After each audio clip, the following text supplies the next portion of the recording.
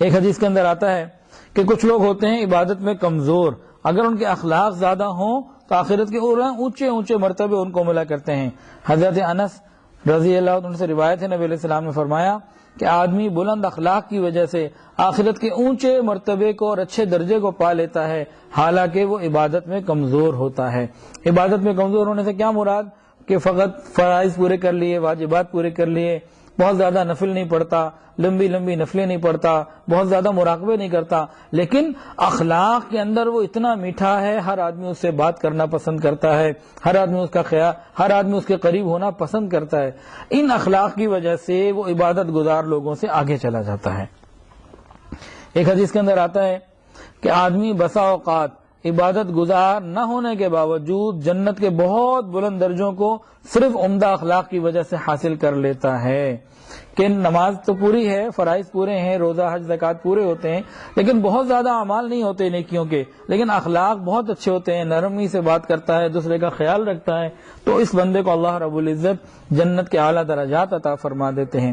بالکل اسی طرح یہ بھی اسی حدیث میں ذکر کیا، یہ مکارم اخلاق خرائطی اور طبرانی میں روایت ہے کہ اسی طرح جہنم کے نیچے والے درجے کو انسان اپنی بد اخلاقی کی وجہ سے حاصل کر لیتا ہے، تو اس کے اخلاق اچھے نہیں ہوتے، اللہ رب العزت کو جہنم میں بھیج دیتے ہیں۔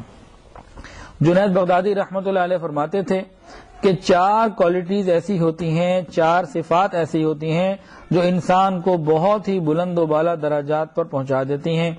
گو اس کا عمل کم ہو، یعنی فرائض ہی پورے ہوں، بہت زیادہ عبادات نہ ہوں، بہت زیادہ دین کی محنتیں نہ کی ہوں، لیکن وہ 4 چیزیں ایسی ہیں جو اس کو اعلیٰ ترین مقام پر پہنچا دیتی ہیں۔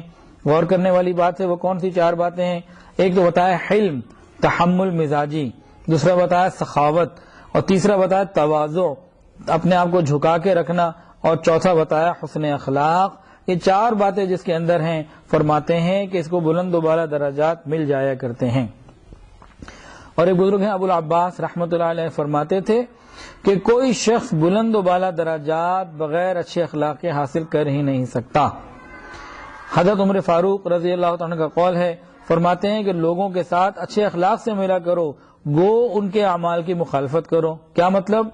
مطلب یہ ہے کہ کسی سے اختلاف ہے ہمارا، اس کا عمل اور ہے، ہمارا عمل اور ہے، اس میں اس کی سوچ اور ہے، ہماری سوچ اور ہے، اس کا انداز اور ہے، ہمارا انداز اور ہے، ان تمام اختلافات کے باوجود جب ہماری اس سے ملاقات ہو، بتایا کہ اچھے انداز سے ہی ملا کرو۔ حسن اخلاق کی وجہ سے جنت کے اندر داخلہ بھی ملتا ہے۔ ایک حدیث کے اندر آتا ہے، ایک صحابی نبی علیہ السلام کی خدمت میں حاضر تھے، نبی علیہ السلام نے فرمایا کہ گزشتہ رات، آج رات میں نے خواب دیکھا بہت ہی عجیب، بتایا کہ میری امت کا ایک شخص گھٹنے کے سہارے چلتا ہوا آیا، اس کے اور اللہ رب العزت کے درمیان پردہ تھا، یعنی خدا سے دور تھا، تو اس کے اخلاق کی وجہ سے جو اس نے اختیار کیے تھے اس کو جنت میں داخل کر دیا گیا۔ کیا مطلب؟ نبی علیہ السلام نے خواب میں دیکھا کہ ایک شخص گھٹنے کے سہارے چلتا ہوا آیا، اس کے اور اللہ رب العزت کے درمیان پردے تھے، حجاب تھا، خدا سے دور تھا، لیکن اس کے عمدہ اخلاق جو تھے، جو دنیا میں اس نے اختیار کیے تھے، وہ عمدہ اخلاق آئے اور اس کو اس نے اللہ کے قریب کر دیا، جنت کے قریب کر دیا۔